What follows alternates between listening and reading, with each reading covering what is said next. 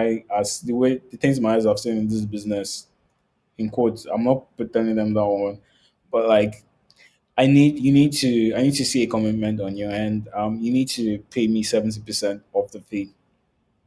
But then I put a caveat and say I understand that this is a trust. This is also based on trust. I can't just ask for 70% of your money like that.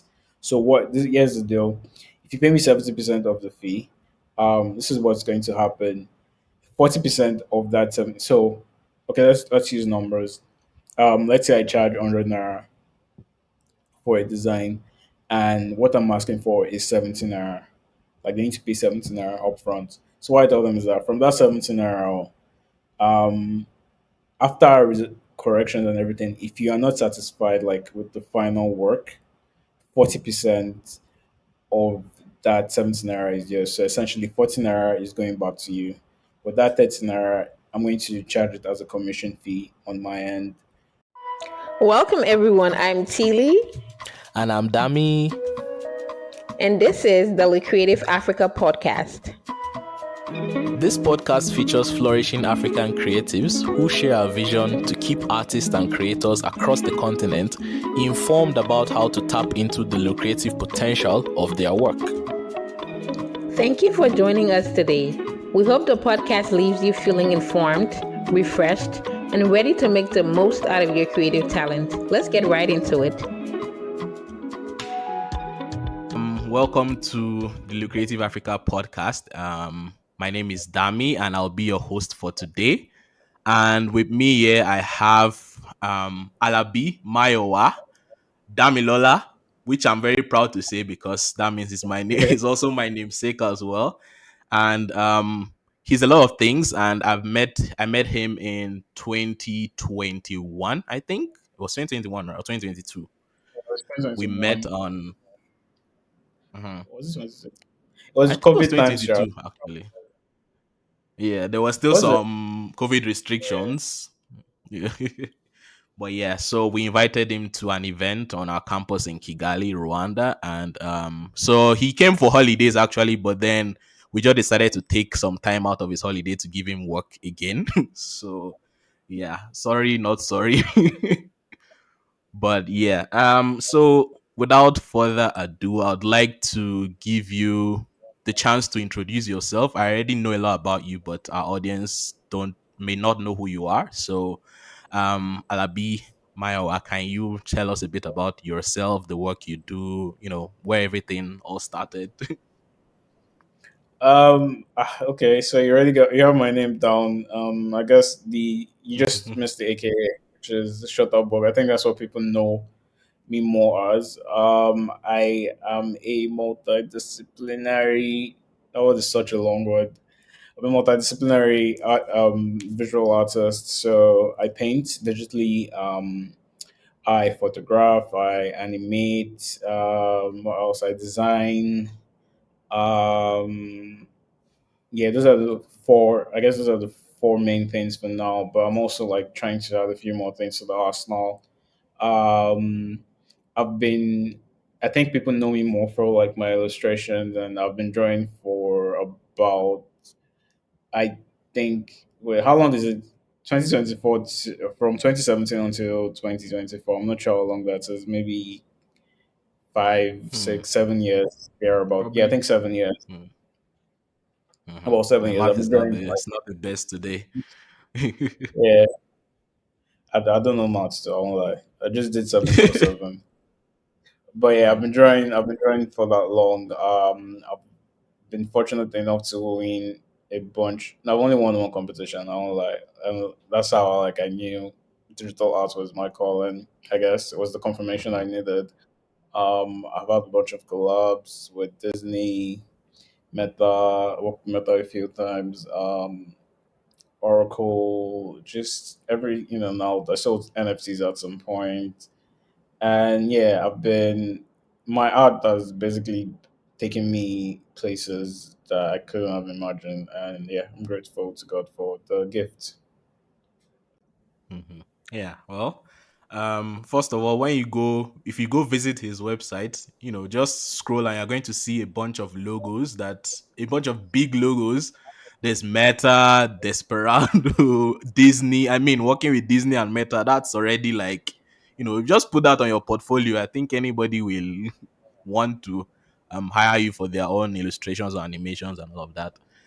But yeah, thank you for giving us a brief intro into what you do and who you are.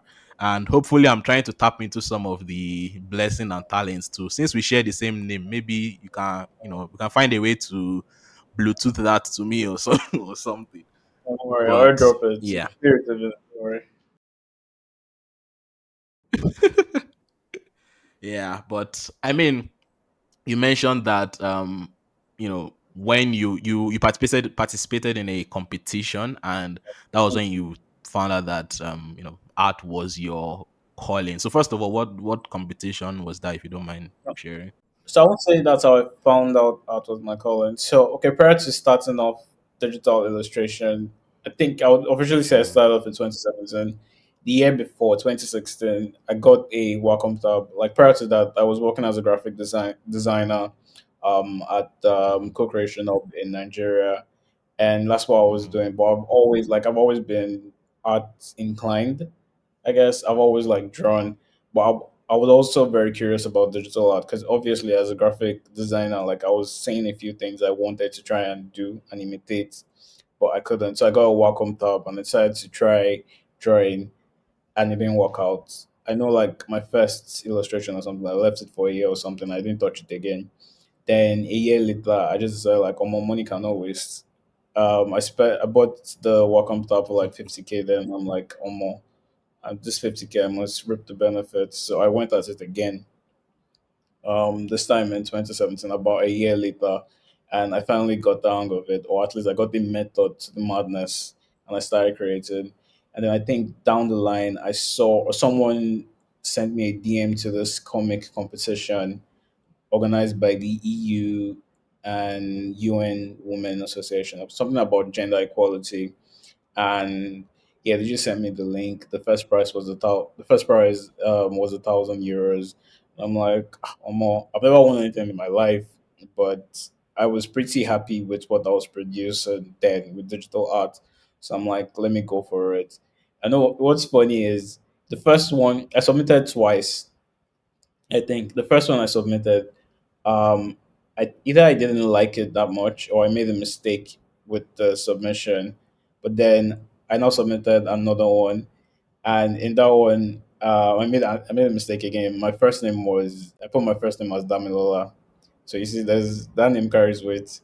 I put my first name as Damilola instead of Mayowa, and then I submitted that one, and I was hoping for the best, and then maybe a month, 3 months later, I get a call from someone from Abuja and like, hey, we'd like to fly you down to Abuja for the EU UN gathering. So they're going to announce the results on stage.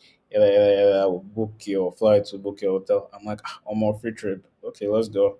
I mean, I wasn't expecting to win per se, but I was like, oh man, let me just go for it. It couldn't hurt. It couldn't hurt my pocket, and it wasn't hurting me anyway. So I went down to Abuja. I got in the flight. I got into the hotel. It was just one night, and then we went to the location, which wasn't too far from the hotel. Oh, and prior to that, they told me that again. I wasn't prepared for all this, but they shared like very impromptu. They told me I had to do a presentation on my painting and explain it to the audience. I'm like, oh, well, I'm not built for this. But sure, like that night, I whipped up something. I tried to create the story, and then when it was my time to go on stage, I went on stage. Oh, fun fact! I don't know if you know her, but there's this also cool artist that was there with me, Awele Emily. Yeah, she was there. I think she I came in think I might second. have heard about her. I'm not sure, but I think I've heard that name before. Yeah, she's really good. She was also a part of the competition, and we're seated side by side. And then they announced the winner. She came in second. Also, I think they went from fourth, from the runners up until the first. So once they announced that second, I just knew that I won, and it was just like very surreal. Because again, it's the first time I've won anything in my life. I'm like, what the fuck? sorry, my pardon my language, pardon my French. And yeah, I'm on stage with like these with white people and UN and EU delegates, and I'm holding down a placard with €1,000. So in my head, I'm like, okay, God, I get the message. This is what I'm meant to be doing with my life. And like since then, I hit the ground running. And yeah, I just moved on from there. That's a very, very, very interesting story. I mean, I feel like that's enough for you to know. When you start winning money, you start having very big, big, very big dreams. You're like, okay, so this, I mean, again, I want to say this alone, but then it's not like art is a small thing. It's actually something very valuable. I mean, that's what the whole point of this podcast.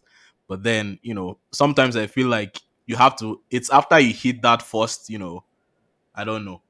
It may Um, start with like 1,000 naira because at least that's where it started for me. I remember when someone paid me 1,000 naira and I was in high school for some letter. I just designed their name or something, and they paid me 1,000 naira. I'm like, yes, so I can collect 1,000 naira, and I'm like, I don't know how old was I, maybe 15 or something at the time, and then now talk about 1,000 euros. I think that's a big enough sign for you to know that okay, something more can come out of this if I continue with it.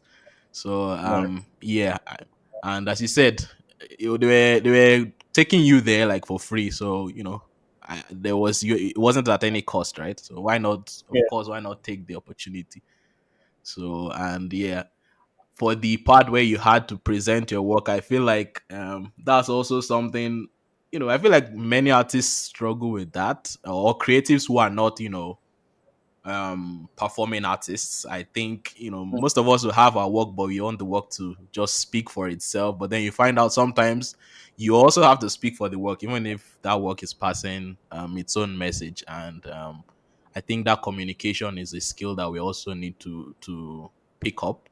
But yeah, I mean that's an interesting story, and glad that it has led you to where you You know are what's today. funny about the Mm-hmm. presentation? It was like my first intro into realizing that I actually have social anxiety, like crippling social anxiety, like almost crippling. But it was also very good for me because it also let me realize that even though I have social anxiety, like what helps me is being prepared beforehand. Like if I have like a I don't know 24-hour window or a few minutes before I know I'm doing something that involves like the public, I think I can handle myself going forward. But yeah, I just wanted to put that in there. Yeah, I mean, it's one of those things you probably wouldn't have known until you were forced to. You're kind of, I mean, you had to do it. You didn't have a choice at that time, and it's good that you got to know because now you know how to prepare for the next ones, which I Yeah. think you've had a lot more of those after that time. So yeah, probably you mastered that. Although, No, Mhm. funny enough, not too many. But but I get okay. It was good because it prepped me. I had a TED talk, and yeah, it was good for that because I'm like, if I can handle that one, obviously I can do a TED talk, though it's a much bigger platform. But yeah, it did help. It did help. Mhm. I've had maybe 2, 3 talks after that. Not too much. It's not my calling, but I try. But when it's needed, you answer the call. Yeah, yeah, it's not that I want to recall. Again, just give me good prep time. I'm like Batman. Like if I have ample prep time, there's nothing I Mhm. can't accomplish. Yeah, I mean that makes a lot of sense. I've also listened to the TED Talk too as well. Very, very insightful. Even though to date, I honestly would say I still don't have like 100% knowledge on the blockchain and NFTs and all of that. It's a bit. I feel like you need to really dedicate some time to I don't know take a course or watch a lot of videos to get it. But I wouldn't say take a course. Maybe just follow a few more people that are in and around the space. Because yeah, like if there are a few things I even up until now, like I still don't. I'm like, more. What is going on? Like, what are these new words? Like, we just learned blockchain last week. Which one is ETF? Why are we doing? It's just there's a lot. Like, it keeps get it's something that just constantly keeps changing. But I try to keep up with it by just following new people. So as words pop up, like I get a bit curious. I'm like, so what does this mean now? Am I losing money? Am I gaining money? Or does this mean I can't do it anymore? Yeah. Mm. Yeah, I see. Well, I mean, probably maybe if it gets to a point where the same way you discovered you had social anxiety, maybe if it gets to a point where in my work I also need to do something blockchain related, then by force the way you learned how to speak in public, I'll also have to learn it. So I think also being just open to learning whatever you need to at any point in time is also, it's also something you need to have. Yeah, for So sure. yeah, I agree to that. And yeah, also with your journey or with the kind of work you do, I've seen your work, and it's like, wherever I see your work online, I don't need to see your name. I know your illustration style. I can recognize that, okay, this is Alabi Mayowa's work. So I wanted to know what has inspired you, what inspired you to start illustrating, but then also what continues to inspire you today with your work, illustration, animation, all of that. So what you said about knowing, being able to identify my work, that thing, I don't know, for a while back, it used to like get to me because I didn't like it. I'm like, I didn't want to be camped up in a box like one art style. That's why over the years, like if anyone has followed my journey, it has changed from having a particular style. I mean, there was a time I was doing just vector illustrations that had very sharp, pointy edges, and then I moved on to doing some black characters that had like totally black skin tones, and then now I have a new style that's more around the oil painting style. Well, not oil painting, but some digital oil painting, something like that. So I try over the years. I just try to keep changing. I think that it's hard sometimes because I've had like even recently, I had like I would say mild creative block because I get again I don't want to be trapped in the box. So my mind is always constantly trying to find a new way to like a new style, a new art style I can use, a new art style I can like play around with. So if I'm doing the same thing continuously, I just don't feel very comfortable. Like there's just this need to try something different. I need to do something different because it just gets very, very tiring. That's what like I try to do. Even though I won't lie, I haven't had much success so far. But from my experience, just doing this for so long, I know it's a process. Like you just do, like how you find your next like line of inspiration is by doing the work constantly. Like you just need to keep walking and walking, and then inspiration will meet you walking. Like you can't just sit around and just be like, okay, I'm not inspired today, I'm not going to walk. You have to like constantly like just keep, you have to do something, keep at it, and then like I don't know, to just hit you like lightning, like oh shit, like oh, what if I draw the nose this way? What if I draw the mouth this way?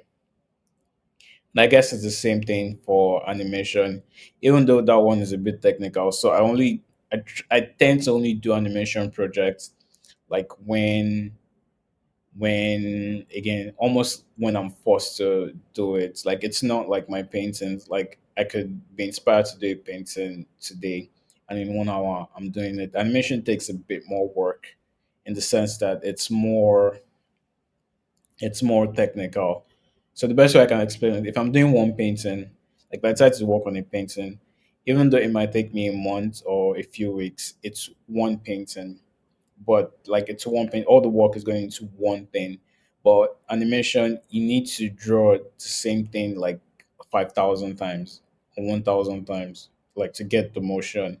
Or you need to just it's a bit more technical. So I'm not always inclined to do animation stuff. But what I'm trying to do now is just the same way I can randomly think about a painting that I want to do.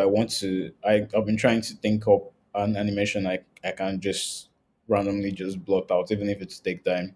So I'll dedicate time to do it and then see what the outcome is. But yeah, I mean, I agree to that. I feel like just as you said, it's like the more you do it, the more you know how much more you can do. And I feel like there's probably a lot of experimentation that goes into, like, you've probably done some things that are like, okay, this one I put it out there, but I don't really like this style. Maybe I wouldn't do. I'm guessing there are times when you work on maybe a particular style, or as you said, you bend the shape of the person's mouth this way in the illustration. You're like, okay, well, it looks good, but maybe I don't want to do it like this again or something like that. But then that experimentation is required for you to actually find you know new ways of doing what you're doing. So definitely agree to that. I feel like that's something a lot of visual artists do, and even performing artists as well. But also now going to this, in terms of experimenting and finding new ways to do things. There's this popular concept of creative block. So, do you ever face that, and like how do you overcome it? If you do overcome it, or do you just take a while from everything and come back to it later? What do you do in those scenarios? So it has changed over the years. So prior to I'll say prior to 2021, it was like what I said, just keep drawing. Like just keep at it until until you find something, until you find inspiration. But I think down the line, maybe it was as a result of burnout, or I just got that in my head. It just started to become um, performative. Like I was drawing because I needed to, not because I was trying to actually find inspiration. I was just like drawing and putting things out because I just I needed that, I guess, social validation, because it became a thing. Then people like used to go around like I was very consistent, always drawing and whatnot. And I guess it was good for what it was, but it was also very detrimental, I guess, to me, because it meant like at some point I was just drawing to, I guess, feed my ego at some, like just to keep at it, just to keep drawing, not necessarily because I liked drawing or I liked what I was putting out. I was just drawing. It became a job essentially. And yeah, I think after that I just had to slowly, like, just calm myself down and recollect. And then I started looking at musical artists and their process and what they do. Like, and I noticed like people like the Wizkids and the Kendrick Lamars, like they go on hiatuses. Like you can Kendrick, for example, you can go 5 years without hearing anything from him, and you're like, this guy has gone, like, where is he? And then boom, he comes out with this body of work. Like it just takes time off, like social media and everything, whatever they do. I'm not sure what they do, but from what I know, like musical artists, they tend to take their time off from everything, and then they create the good music. And then what they do is when they have like enough music for an album, like they come out and like, hey, I'm alive, and they do like this album, what's the called, album PR or press run, where they're like, yeah, it feels like they're constantly in your face, like everywhere you turn you're seeing like a new Kendrick Lamar banner and everything.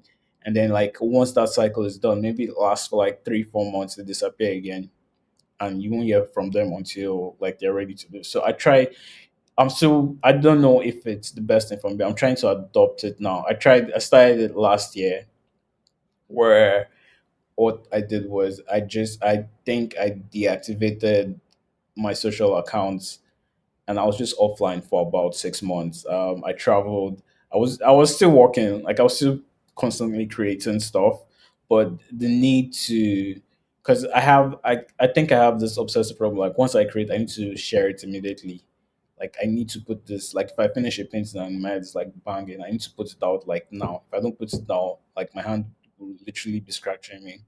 So I had to like learn how to tame and control myself. So what I was doing, like over like the 6 months I was away, I was creating, I was painting, I would finish, and then I would just leave it. As opposed to like putting it out immediately, I'm on to the next painting and I'm drawing something else. And like that's what bettered like my last, I guess, collection, the Camera versus the World collection. Because it was just me like taking time off to actually draw. And then when I was ready, like I put it out. I was active. I was online for like it felt like I was constantly. I had people again still saying, "Oh my, you're always creating, like you're always putting out stuff," but they didn't know it was stuff I'd done like 6 months back. Like I made videos, I made press-ons, I was going around making videos about the paintings and the collection. Like I did all that work, and then I just came, I put it all out. I was saying, "Hey, hey, hi, hi," and then after I think I'm in the process now, I've disappeared again in my head. I've disappeared and I'm creating something else. I'm creating a new collection. I'm trying to see if like adopting the same process, if it's going to work again. And if it works, like that might be my new thing. I'm just going to take time off, create, and then put work out. Like not necessarily creating to be performative or to like fill a void that I need to constantly be out there as an artist. Like people need to see me or they'll forget about me. It's fine if people forget about me, but when I come back, like, yeah, I'll always be like, hey, remember me? I'm like this really good artist. Yeah, that's my current method. I see. So it's like, coming back and, taking a break, taking some time off to go really look into yourself and produce some work and then come back and continue a legacy. So no matter what, like, I mean, even if they might forget you, but then they're expectant of what you'll bring when you come back and they know that you will come back at some point. And even if they don't know, I mean, it doesn't matter anyway. You will still come back with something. So, Yeah, yeah. So, so that's what I'm picking. It's like taking a break or taking some time off and then coming back and then doing a lot of marketing of your work. Because I mean that's what you've mentioned that the artists do, the Kendrick Lamar and all. And then also I mean I also noticed that with people like what's her name, Rihanna. I know that there was a time she didn't, like, for years. I can't even count how many years. But then she came back and all of a sudden, boom, like put yeah, something out there and everybody, yeah. So I guess, but then there was also that just as you mentioned before, like you always wanted to immediately you make something, just put it out there and I feel like maybe it's the rush that also comes with. I don't know if that's something that contributes to that. The rush that comes with social media, those likes it is. and reshares and things like that. Like I could get this now. Why am I keeping this in the archives? I could just put it out right now. And I think It is. that really affects a lot of creatives. But then it's the nature of our work. You just have to discipline yourself to say, okay, I will get these likes, but later on, I don't have to put it out there right now. So, yeah. Yeah. And It's a dangerous place to be in. Like once you're creating for likes and like validation, because like it's the way I see it, it's like numbers. Like there's always a higher number. It's never enough. Like 100 today, it's 100. You're like happy with 100, but then the day you get 101, you be like, oh fuck, I can get 101 now. Then you're at it again, and then one day you're getting it. Just it keeps going, and if you get caught up in that trap, like it's very difficult to like detach yourself and disengage because it feels like at the moment it feels like no one is looking out for you or checking up on you. Like you feel very invaluable. Like why do I exist? No one is talking about me. No one likes my art as much as they used to. So it's always I would advise it's always easy. It's always better to just detach yourself. Create your work. If you like it, like yeah, what you're meant to put what you put out is what you like. No, if other people like it, bonus points. But if you don't like it, like why are you putting it out just for likes? exactly, it's more important that you like it before anyone else likes it because then that satisfaction is intrinsic. And then again, with social media, even though it's something that's always repeated all the time that people shouldn't follow, they shouldn't focus too much on social media validation. There's also the point of a lot of people who I think a lot of people who not everyone who sees your work will, I don't know, like or comment, but it doesn't mean that people are not seeing your work. They might see your work. And an instance is when you are also scrolling through your social media. You probably say a lot of things you like, but you don't comment or like everything. And but then the other person on that side might see it as, oh, they're not liking my work and they're not resharing it and things like that. So it's just Yeah. important to, first have that intrinsic passion for your work and not let it depend on external validation. Just put whatever you want to put out there. Whoever will see it will see it. Whoever will like it. But the most important part is that you like it first of all. So yeah, I agree with that too as well. And you talked about, you said you were working as a graphic designer at Co-Creation Still, Hub, CC Hub. So I'm familiar with CC Hub as well. So still, you say I'm so still technically. you still work with them? No, no, I'm still a graphic designer, even at the Oh, BBC. oh, I still do yeah. And I like don't every think now and I don't think that skill that the skill doesn't leave you once you, especially that you didn't transition out of design completely. You're still doing then. illustrations, you're still doing art, which is will also count as a part of that. And I mean, we use a lot of illustrations even when you're making graphic design. So there is someone who illustrates those things, and Yeah. Yep. yeah, it's a part of the work. And okay, when when you were working full time, I believe you're working full time, and um at what point, I mean, you've mentioned that you participated in a competition and that's where a lot of things turned around for you, but was there a particular point where you decided, okay, I think I want to go to the creative entrepreneurship side of things, I want to go freelance, I think it's time to stop full-time work? Was there something that inspired that? And also, how did you find the transition period? Because I feel like a lot of artists have different experiences based on how that transition happens. So yeah, what point was that? What inspired that? And how did you find the whole transition? Funny thing is, I haven't even tried. I still work full time. I make this joke every now and then. Like between 2014 and 2024, I've only gone. There's only been 1 week where I've been jobless. I can confidently say I didn't have a job and no one was paying me salary. Like between that time, so I haven't taken that break. Just yet. I still work full time. Not because like I have to. I would say, but I've learned that over the years, like um having or managing someone's business, being a part of someone's business keeps me grounded, especially if it's a big company. So I currently work for the BBC. Just the fact that I have meetings and like I am in these discussions, and it's also what has actually inspired like me personally as a creative entrepreneur on my own side, because I'm seeing these processes firsthand. I'll tell you, it's the reason why I can have conversations with companies like Meta and Disney. Like like I know the language, I know what to say. I'm not going there, like I'm not having these conversations feeling intimidated, or like I don't know what I'm on about, because like I've seen firsthand, even at CCO at BBC, I was like part of discussions like with the company had like with other big companies. I designed the proposals. I've seen like what goes into actual like into these business meetings.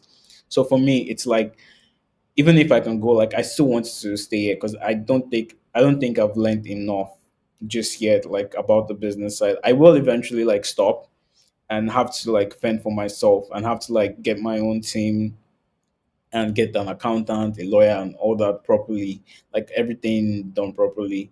But like for now, like I still want to be a part of the process. I still want to see like the ins and out of a proper business, like how they run things, how like the process, how it has to go through, like I don't know, three, four, five people before it gets to the CEO, or how it only gets to the CEO if it's important.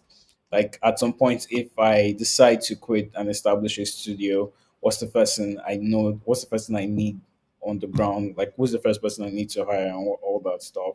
So I'm not, although I would say I am a creative entrepreneur, because I have like I do have a business I do with my digital art, but I'm not. I haven't left the 9 to 5 life. I'm still with it, and that's what I would advise. Because creatives, I hate I hate the term creative. I just remember artists. I just rather call people artists. I've learned that artists, Why? Why? especially Can you let us know why you hate the term? I don't know. I just feel like it doesn't it doesn't say anything. Like you're creative, everybody's creative. And also, I was listening to this podcast recently, and one of the hosts said she hates anything that has industry as a surname, like the music industry, creative industry. I'm like, okay, it's same sis, same sis. Like I don't hate. I would say I hate all of it, but it's like there's always anything you can put an industry behind. Like there's always there's a bit there's something inside like that. People behind the scenes. I don't. I won't say I'm part of any industry. I know other artists, but I'm not. I wouldn't put myself in an industry. I'm not. I don't want to be attached. But I can't remember what I was saying. Um, Sorry, I've lost Yeah, my so train you of thought. you yeah, you're just talking about how like your whole you not you've been like working full time still, and like the importance of Yeah, having that experience, working with a company, so you also know how to yeah, establish your own thing when it's time. yeah. I was going to say because what I was going to drive at was I know a lot of artists that maybe due to circumstance or they were just fortunate, like they are just trust into like the business side of things immediately, like or maybe someone buying their stuff and they don't have like that knowledge, so it's easy for them to make like mistakes and not know what to do. Like people will shortchange them and whatnot. And I see a lot of artists like once they're established, like they don't want to like be a part of a business because they think they have it on their own. And like when as an artist, like almost I don't know, you can probably relate to artists sometimes like they do things on their own time. Like it's True. on if I'm going to do something, like if I'm going to set up a meeting or reply an email to be when I'm free or when I'm done with this painting. And like sometimes you just have to realize that almost even like you can't do that all the time. And you can't even do that most of the time because some you have to make like sacrifices at some point. Even if at the core what you're doing and what people want you for is to paint, you need to learn how to like manage relationships going forward, like in order to grow as a person, as a business. Because it's not at some point it's about you. Okay, fine, you're the artist, except you have someone managing you, of course. But if you're doing it on your own, if you're the artist, and if you don't know like when to reply or what to say, and you can't learn to like separate yourself and do things like just I don't know. I guess drop your ego because artists have like a big ego. Sometimes I think we're like chefs. We're like, oh more, you can't be talking to me like I'm like, do you know who I am? Like, I will reply to you when I'm ready, please. So I would advise like people to just like before they get into it fully, just go into a business, any business. It doesn't have to be a full fledged business.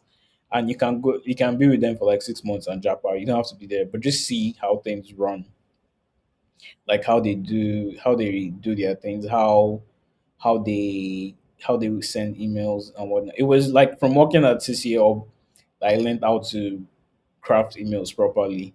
Because prior to that, I used to write my letters. I used to write my emails like formal letters. Like I'll put the address. You know that thing you put in primary school you put the address on top and you say yes sir. You put the heading in the email, then you say yes sir. Like that's what I thought emails were all about. I thought that's how you write emails. Like I found like so from simple things like knowing you can just instead of writing yours sincerely, you can just write best. Like when you want to end your, you can just write best Mayowa. You don't need to do long story. Like no one really like. You can just like it's easy. You can be precise and be confident. Like things like that. And yeah, like that would be what I have to say about that. Really. Yeah, and being someone who is, I would also, I mean, consider myself an artist sometimes. I would say I agree. I totally agree with that part of wanting to do things on your own time and all.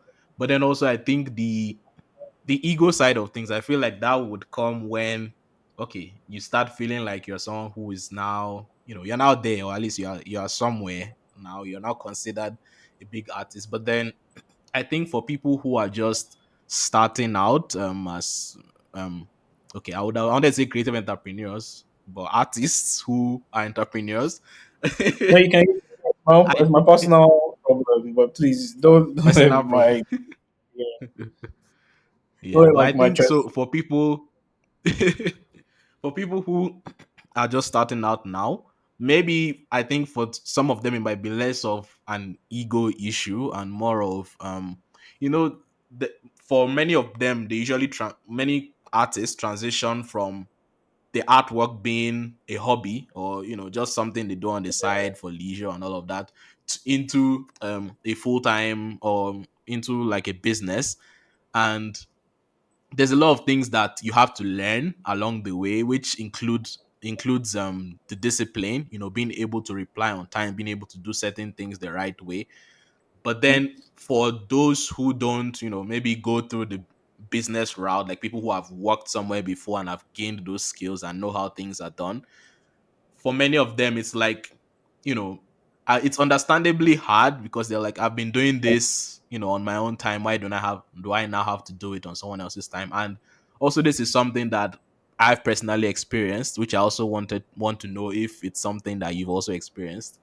When you when you do your artwork, do you ever come to a point where um because you are doing it on someone else's time, you start to almost despise like something you are really passionate about doing because you have to deliver this at a certain time under someone else's terms?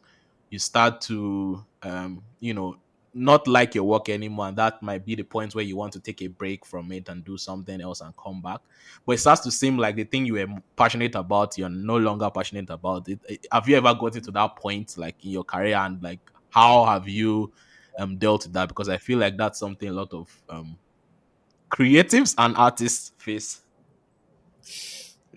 Um, so again, it ties back to my business experience in my early years working as a graphic designer.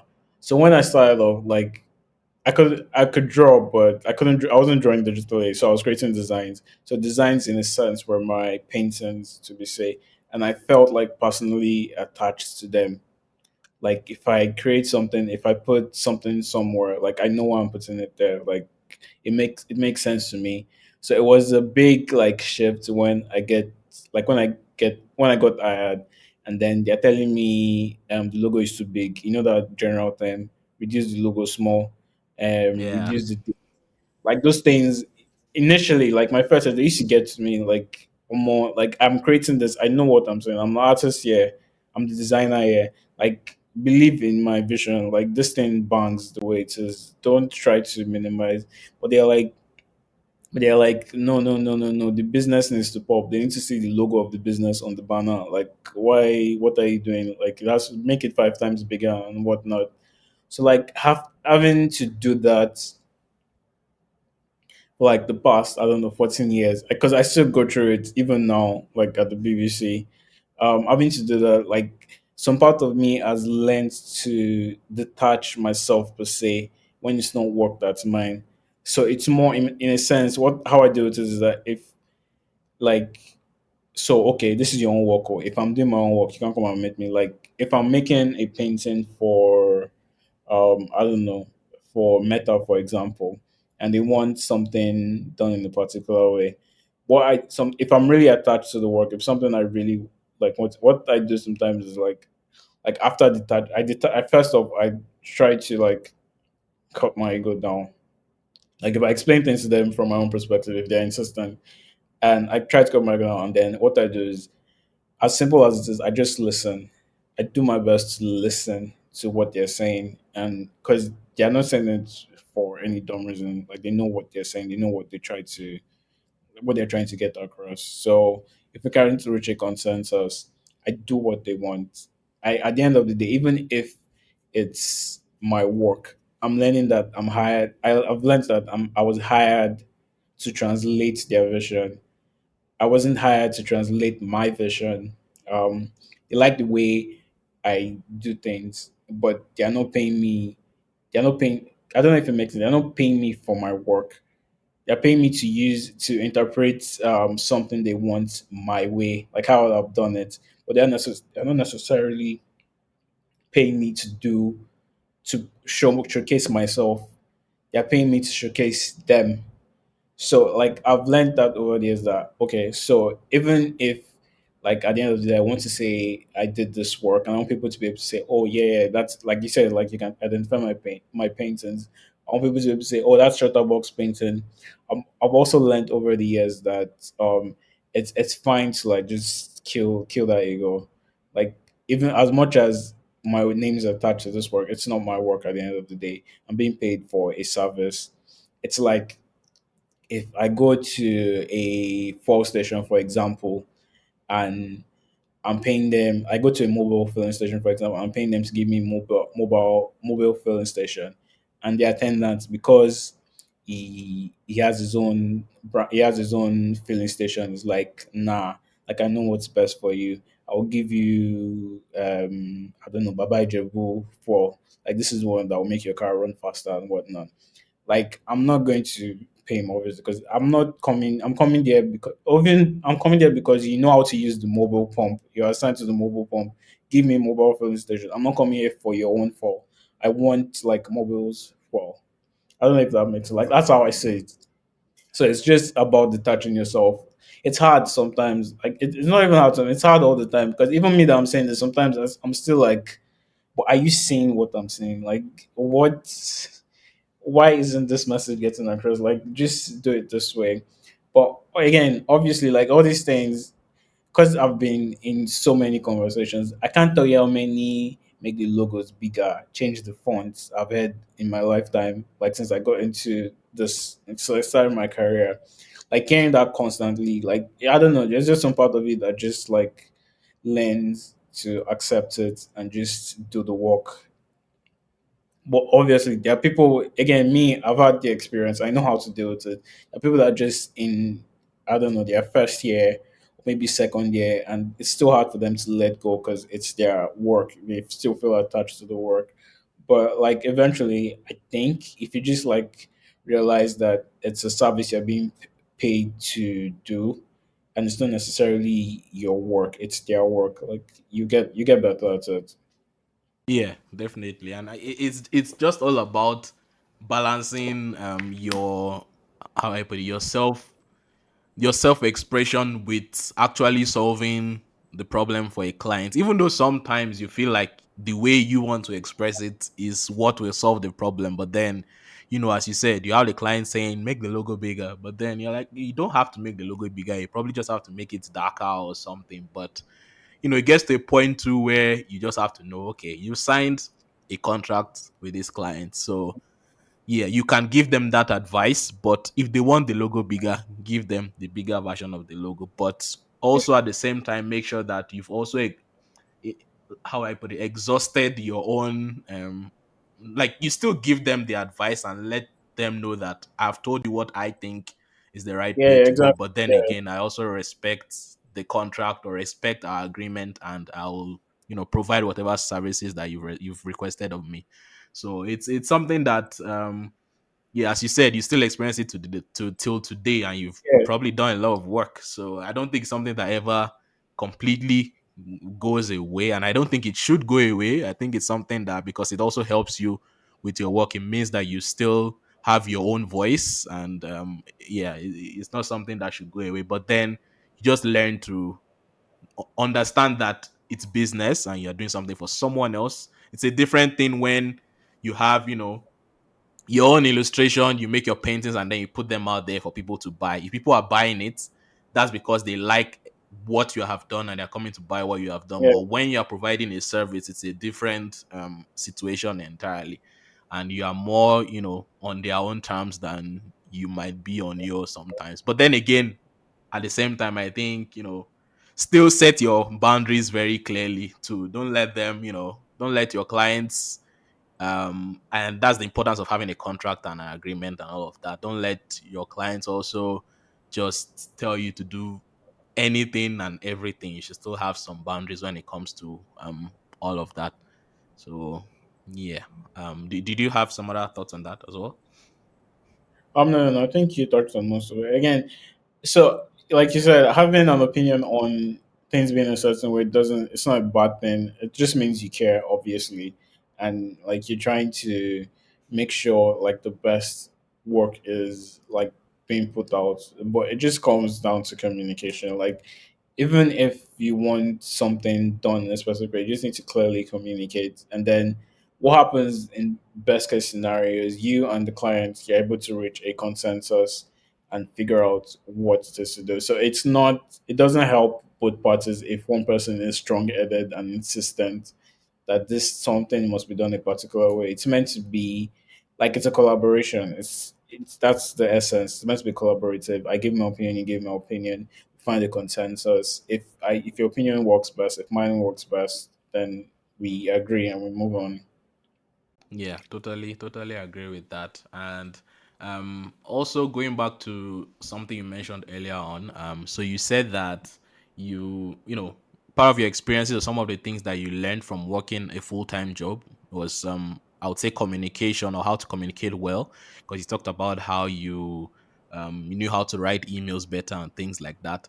So would can you point out, any other skills that you would say you learned from working full time that have helped you be a better artist and entrepreneur that people who might also be starting out would need to learn as well? Um, so maybe it ties into one thing, but it's more around kindness, patience, and giving people the benefit of the doubt. Sometimes, just learning that, like, if you're having a conversation, it's a two-way street, and more often than not, how you react to something, a statement, how you react to a correction is going to determine how the other person reacts to. So I'll give an example of what I'm trying to explain really. So at my company, my first company, I started off like, of course, junior level graphic designer. I was probably just working with one person, but as I grew, I became a creative lead. um, so it went from me, let's say I was just making logos and banners for Nigeria. As the company grew as well, as you know, the company is in Rwanda. So the company expanded from Nigeria to Rwanda to Kenya. I think they're even in Ivory Coast now. And like Yeah, and also I my think Namibia too. yeah, and Namibia. So I wasn't with them until when they got to Namibia. But like as the company grew, my workload kind of grew. So it went from me essentially having to answer one person or address one person to me addressing essentially a whole unit, addressing whole units at once. Like everyone, sometimes you seen those memes where everybody's CEO, everybody's just on the graphic designer's head, like make this and do this and like that's how it felt at some point. And like even though I didn't know it at the time, but I guess I was doing it. But because of the frequency of all these things came, first of all, I hated Slack because I went from being like always online on Slack to you can't find me on Slack. Like if you need to see me, you need to come and meet me in person because it just became too much for me. But after like I learned, I was even though it was difficult, I still like when it came to it, people wanted to know something why like their work isn't done, why they haven't done this, what's the delay. I always like try my best to explain. So what I was doing there, I was more avoidant than confrontational. So I wouldn't if you're on my case to do something, I won't like reply very reactively and be like, "Oh, more, stop disturbing me." Like for example, I'm tied to this project. I can't come on, like I can't do this right now. Leave me alone or something. I tried not to convey like a negative energy. I just always try to like give them the benefit of the doubt because I understand you're also on a deadline. But please understand that like I'm not working for you alone. Like I'm working for different units. I'm trying to get this thing done. I know I'm not you can't find me at the moment, and that's because like I'm not replying your messages because I'm currently stuck working. And like that's how I try to handle most situations. Even though like sometimes inside me, I was fuming. I'm like, oh man, let me rest. Like I just finished one job. Why am I doing this one again? Let me rest. Let me rest. But I try and never like express that. Again, as artists, we're very expressive people. If someone, as designers, artists, if someone like talks to you somehow because you're, especially if you're a confident person and you know your onions, you know what you're doing, it's very easy to come across very dismissive. If I do it sometimes too, and like just be like, no, I won't. Like you can't. Like just very confrontational. I would say just like it's okay to just dial it down. And I think like all this, everything I've said, like um came like made sense to me, or it became a positive for me. Like I didn't even know it was a thing until I was leaving the company. I think 2021 thereabout. And then someone, I think it was my line manager at the time, and she was grateful to me, like for essentially that, like the fact that even because she knew exactly the workload I was on, but she was very grateful for the fact that even if like the work was too much, I always communicated like effectively to a degree that, and I was never mean. I was never like condescending. Even if you were, I guess, a junior to me, like if someone from a unit, if this person is a new hire, I tried never to be condescending. I always try to explain. And the fact that my manager at the time said that to me, like yeah, it did make me feel real good in that moment because I wasn't even thinking about it. I was just being myself, if I'm being honest. Maybe I think I could have been less avoidant and maybe read my Slack messages a bit more, but it's the best way I could have dealt with it because I didn't want to para for anybody. So I just left the situation. And like, if you find me, if you see me face to face, I can explain it to you better because it's very easy for messages to get misconstrued over Slack. Like I might send a message smiling, but you might think I'm being rude, like when you read it. So I just figured that was better. So yeah, that's the one thing. That's one thing I would say. Anything else? I guess the other thing would be discipline, Sha. Like I've learned. It's the reason. Again, all these conversations I've been having with people is because I've seen how like disciplined people have been firsthand when having these conversations, like sticking to their guns, like communicating. Like you can say something and mean what you say without like being rude. Like you can, for example, you can ask for your money from a client. There are ways you can go about asking for your money, and you won't come across as being what's the word, uh like just being someone that's very aggressive or just doing it for the money and whatnot. Like you're just ways to like be a disciplined person, disciplined communicator. And even if you're like in, sure, definitely good times with everybody, but like just you can explain your situation and let them understand like why things are the way they are. um yeah, I think those are the two of my for now. If anything else comes, I'll let you know, but those two for now. So yeah, so what I've picked up now is discipline, being disciplined, and then also being empathetic and understanding where people are coming from. So if someone is pressuring you, that's probably also because they are also being pressured. So you can try to understand as well, but then at the same time also communicate how things are going well on your side as well. Yes, so I agree with that. I think with the talking to your clients about money, that's usually a problem that a lot of creatives have. Sometimes it's like, as you said, it could be more aggressive because you think you already come with this preconceived notion that they want to undervalue your work and undercharge you and all of that. Or sometimes you just don't even know how to you are scared that maybe because you've been doing this thing as a hobby, you are scared to charge what the artwork is actually worth, and you feel like if you overcharge, someone might say, "Oh, you are doing too much." Yeah, even in So general, asking yeah, for how have you dealt with? Mhm. money. Oh Also, I yeah, I was was saying, just saying yeah, how have you dealt with asking for money, like outside, even outside business, money is always a tricky issue for people. Like it could even something as simple as someone owing you 50 naira, like asking for it back can sometimes be like because obviously it shouldn't even get to a point where you are asking for your money. Like if all things are being equals, it should never get to that. Someone should just pay you, obviously, and then you move on. But like, more so. But I haven't because I've even the advice I'm about to give, I haven't come short sometimes because I'm currently in a pickle regarding the entire situation. I think the advice I'll give now, I didn't follow my own advice, so it's just different sometimes.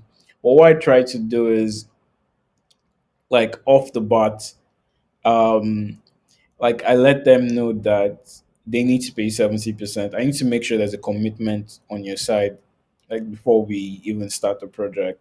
So like once emails, the briefs are exchanged, I'm like, okay, so this is fine, this is all good and nice. But before we kickstart this project, I'm obviously not going to say, but because before we kickstart this project, and because my eye, as the way the things my eyes have seen in this business, in quotes, I'm not pretending them that one, but like I need to see a commitment on your end. You need to pay me 70% of the fee. But then I put a caveat and say I understand that this is a trust. This is also based on trust. I can't just ask for 70% of your money like that. So here's the deal. If you pay me 70% of the fee, this is what's going to happen. 40% of that so okay, let's use numbers. Let's say I charge 100 naira for a design, and what I'm asking for is 17 naira.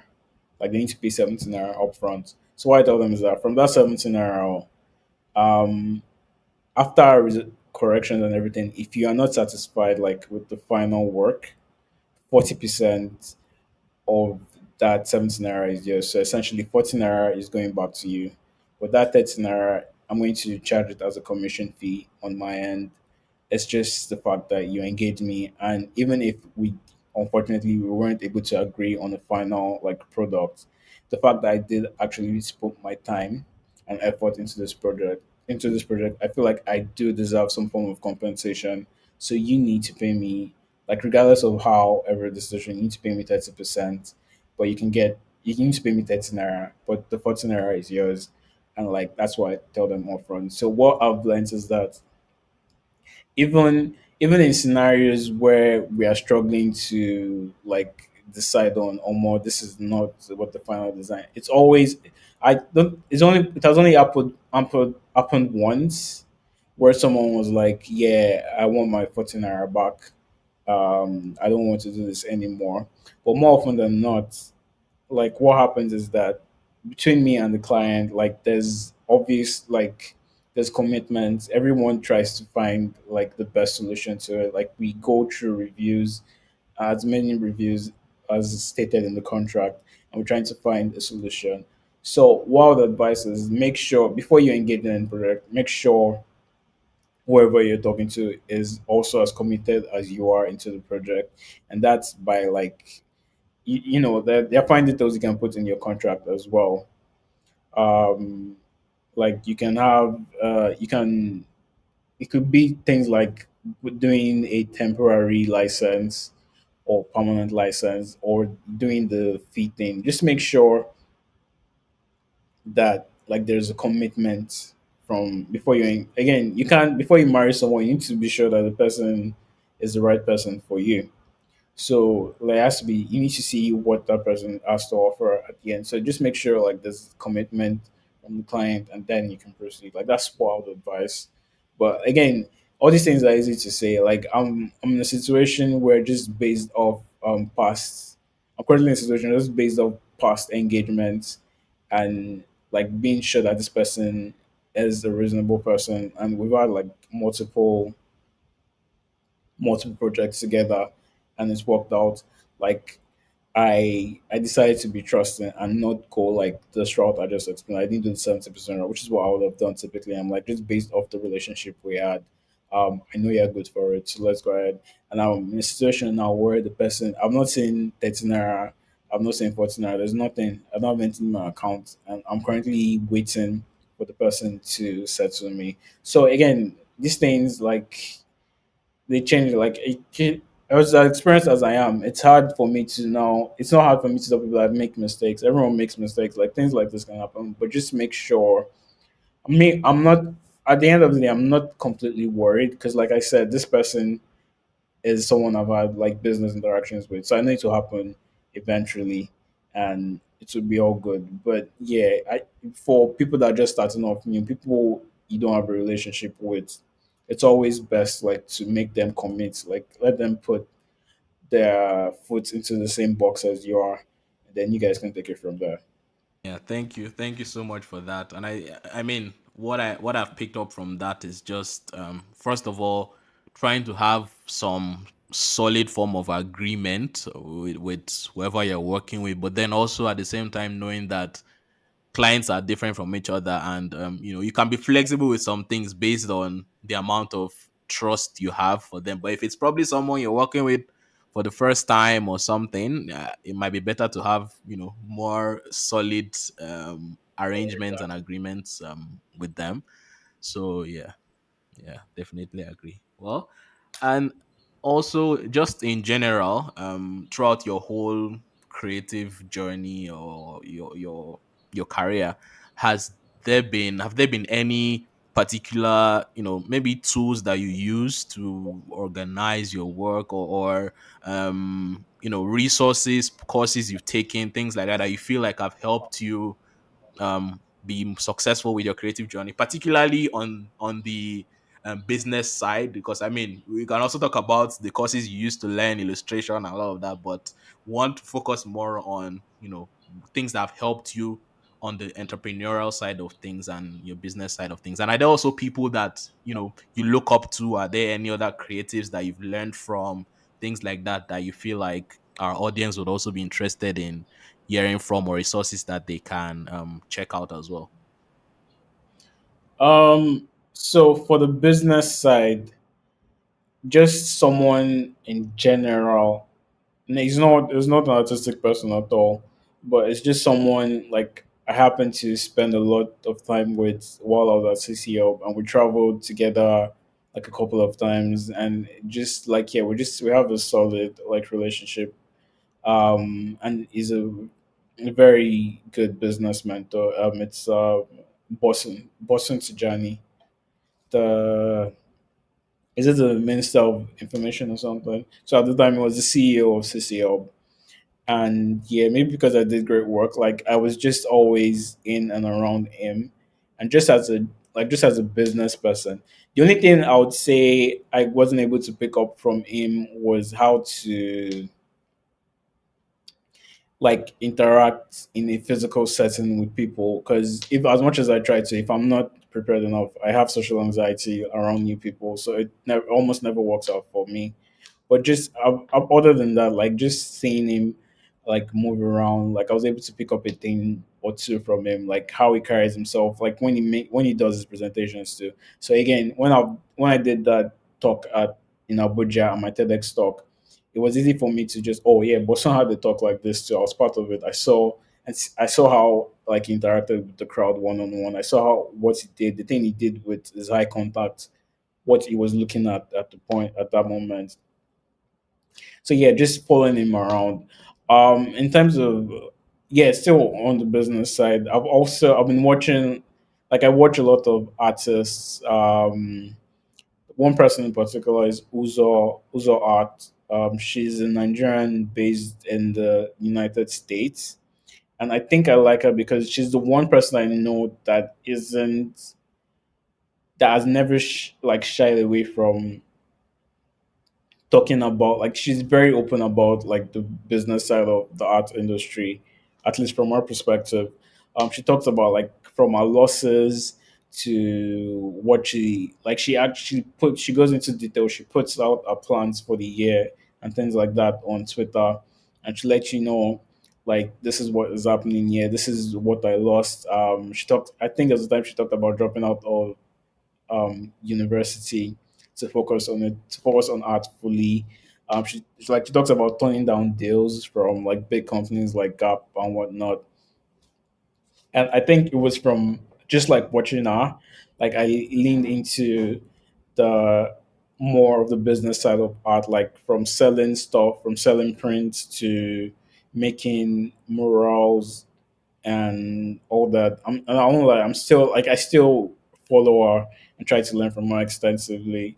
I was unfortunately, I couldn't meet her. I think she came to Niger once. I would like love to say hi and just like let her know how awesome she is.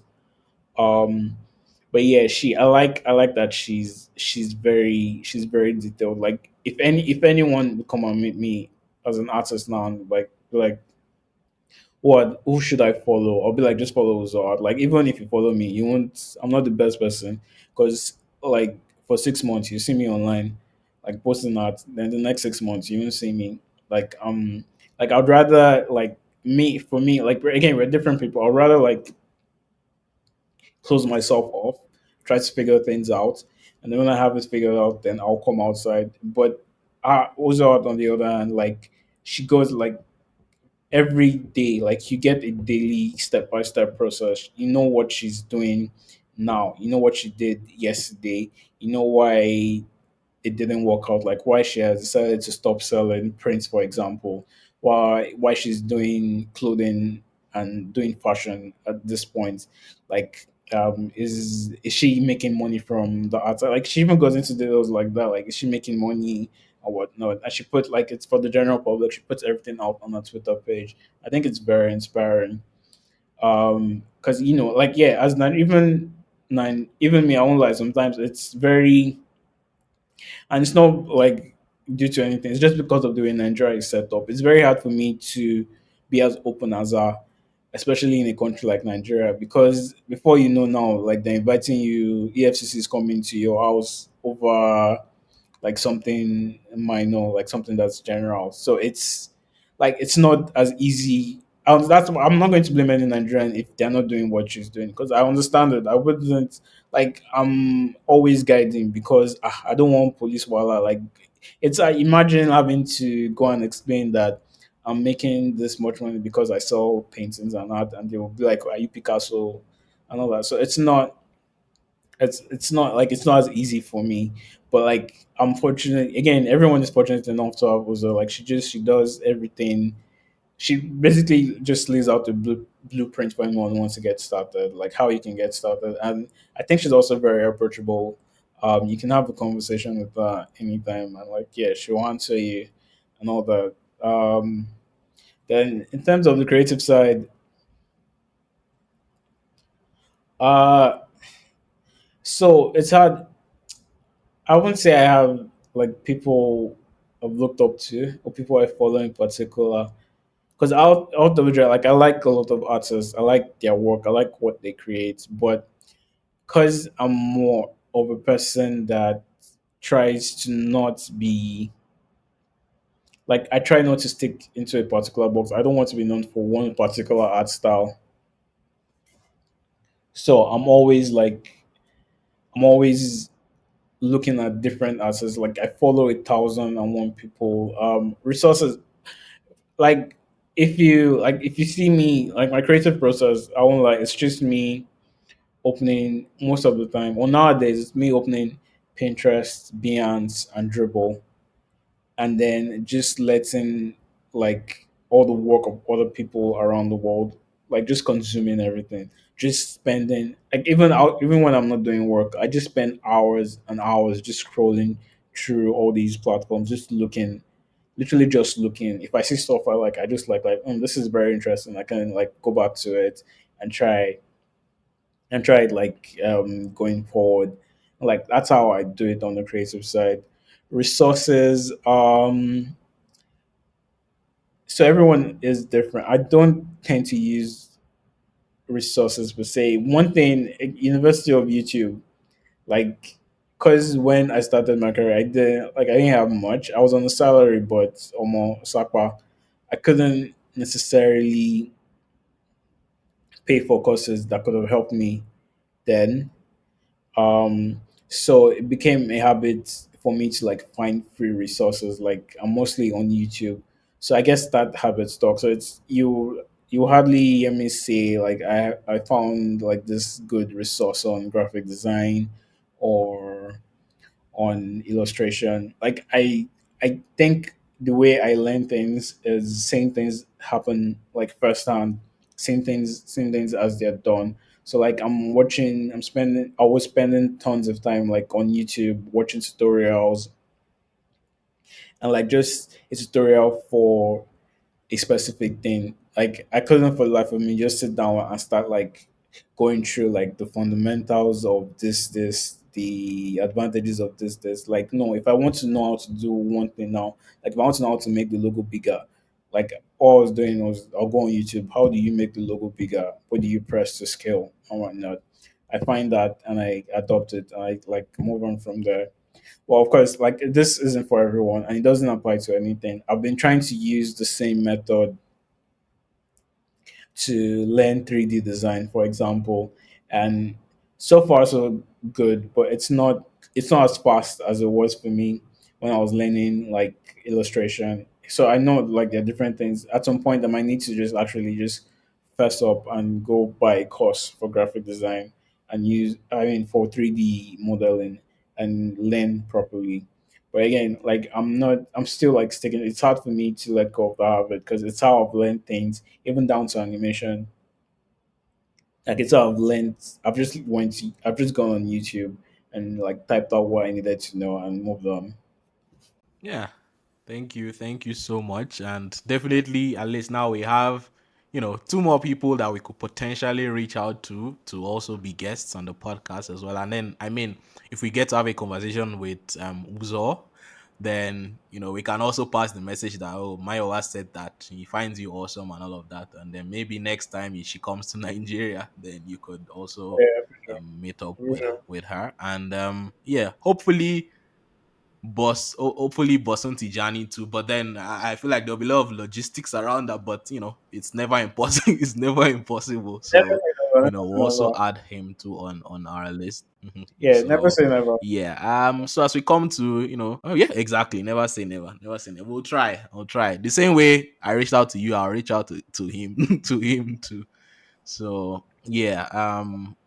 As we come to the end of our podcast or of this episode, we also I just have two more questions. So, now with all you've experienced and all of that, and all you've talked about today, what's like, one or two pieces of advice that you can share with someone who is probably, either just starting out as a creative entrepreneur, like, going right from school to starting their own business, or someone who is transitioning from a 9 to 5 job to starting their own thing, their own creative business? Do you have any pieces of advice that you'd like to share with them? Um, fail, fail forward, and fail fast. And I say that because like don't come in, there'll be like you have many W's, but like if you don't see if all you're getting are W's, like there's a very good chance like that you're missing something, like something isn't going well. It means or you're not experimenting as much as you should be doing. So fail, like try new things, like get like if your health can be public, like fail so many times and like just keep going regardless. Like I can't count how many L's I've gotten like both publicly. So I'll tell you a funny story. That the money I won from the that competition I told you about, I spent everything on Yeah. having a digital art exhibition like 3 months later. I think I changed the money then it was like 450K. Like I spent all the money on doing like 20 paintings in my head, like I had arrived, like this is what I'm meant to be doing. I will sell those paintings and I'll make my money back and like yeah, I'll just be a successful artist or more.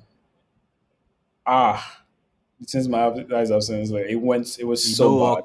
work. Ah, no, it was such a terrible exhibition. I was late for the exhibition. There was mad traffic, so people couldn't turn up. I didn't end up selling. I only sold one painting, and the person that bought the painting is someone in my office, and it was a painting of her. So I don't count it as selling anything, but I did sell one painting. It's been terrible. I've taken that L, and like from that I learned so much, and I've gone on to have I've gone on to have like many exhibitions. Well, not many exhibitions. I had another exhibition after that in Kenya, and like I've been part of group exhibitions and just like learning from that. Like yeah, I know the next exhibition I'm going to have. If I'm going to sponsor it tomorrow, I know it can't turn out like that. Like I've taken L's on Twitter. I did this competition, this first bank competition where you were meant to get many retweets or something to win 1 million naira, I think. And I was begging me that I said I had social anxiety. I didn't care 1 million naira. Then I was broke. I was going to meet people in person, like, yo, please retweet and like this thing. Retweet and like it, retweet and like it, please. I'm begging you. I didn't win. Like there's so many L's I've taken, like, and you can't be afraid of failure. You should never be afraid of failure. Like just it will happen, like it will hurt, like it will sting the life out of you. It will be terrible, but it's necessary. Like for some reason, like it's necessary. The only people, and I thought it was just a me thing, but like just knowing that people like I won't say I admire, but people I've seen that are successful, like they always talk about their L's, like they carry it as a badge of honor. It's like a battle scar. Like yo, I failed in life, and that's the reason I'm here. So like that would be my main advice. Like just go out there, like go out there. So the thing new people have as an advantage, even if they think it's a disadvantage, is that nobody knows you and nobody cares. Like for me now, I guess I'm known technically, so my L's are a bit more public. Like if I have an exhibition now and I don't sell out, like it's easy for people to point me as a target and like say, look at Shutabug or Alabi Mayowa, he didn't sell out. If you had an exhibition that flopped, but you, like, no one knows you, no one cares about you. Like just go out there, do your thing, and then make them care. Like it doesn't, like you just, there's so much people think like they don't have anything going on for them because no one knows them, no one wants to talk to them. But like that's your advantage. Like the places I'm not going to be able to get into because I'm known, you can get into because no one knows you, no one is looking out for you. Like you can go there, get what you need to do, and like get done.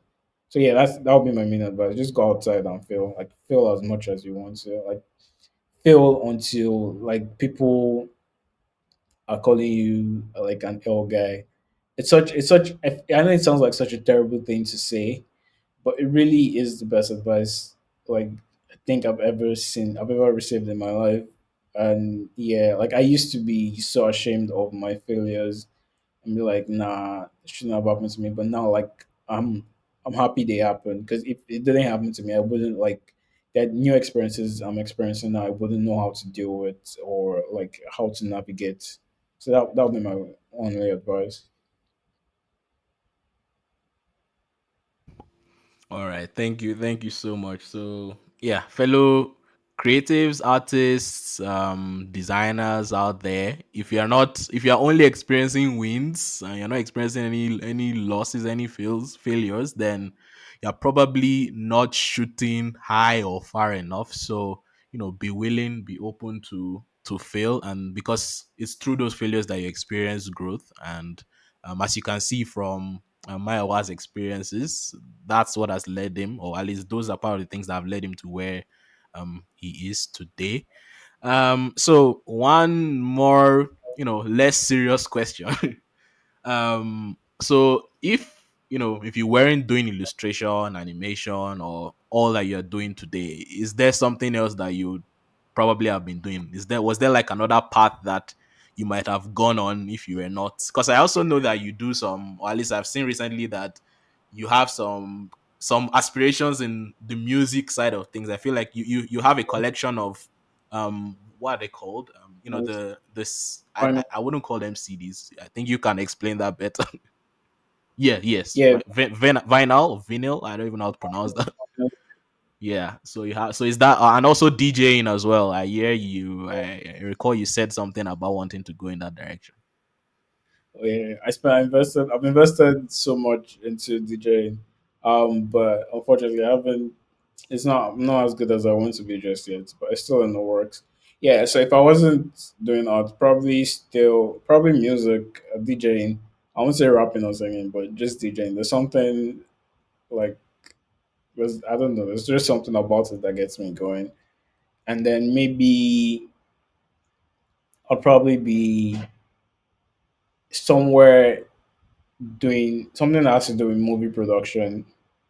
Maybe not, no, obviously not acting, but anything behind that has to do with me being behind the camera and like directing and, or maybe it's just photography or producing. Yeah, either music or movies, one of them. That's what I'll be doing.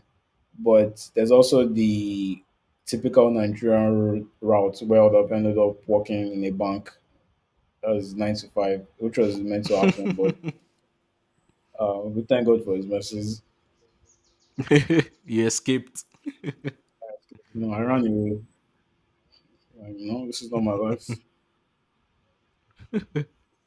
Yeah, well, just so in case we see a new, in case we see you producing music or movies or something in the future, we can say, okay, we did hear about those aspirations today. So that's the purpose of asking asking that question. And yeah, I think now I we can just, where can, our audience find you online and find your work? You can let us know. So I guess the fastest way is my website, alabimayowa.com, which is ALABIMAYOWA.com. And then on my socials, Shutabug. It's SHUTABUG. Yeah, that's where you can find me. Really, I'm not currently active because I'm in the process of creating another art collection, and I'm hoping to wrap up soon. But I'm not in a rush. Whenever I'm ready, I'm ready, and I'll put the work out. But yeah, I'm not totally active. But if anyone wants to buy paintings or whatnot, there's a shop link in my website, and you can easily just go to and find some of my work. And there's a gallery there as well. All right, all right. Thank you so much. And I mean, thank you again for joining us on this episode, for sharing all that insight and your creative journey as well. And for everyone who is listening, please visit his website, alabimayowa.com, or follow him on social media at Shooterbug. He has beautiful illustrations, animations, and all of that. And also, if you can, please buy something, buy a painting. You would like to hang them in your room. So buy something as well. But yeah, thank you so much. And yeah, for those of you who are listening, if you're watching on YouTube, don't forget to subscribe to our channel. And if you're listening on any podcast platform, please also share it with any other creatives that you feel like might also need this information or would learn a thing or two from my conversation with Alabi Mayowa. So yeah, thank you so much. And see you everyone on the next episode of Lucrative Africa podcast. Hopefully we'll get Alabi Mayowa to come back in the future to maybe discuss something more niche or more detailed. Hopefully we'll have that. But thank you so much for joining us today.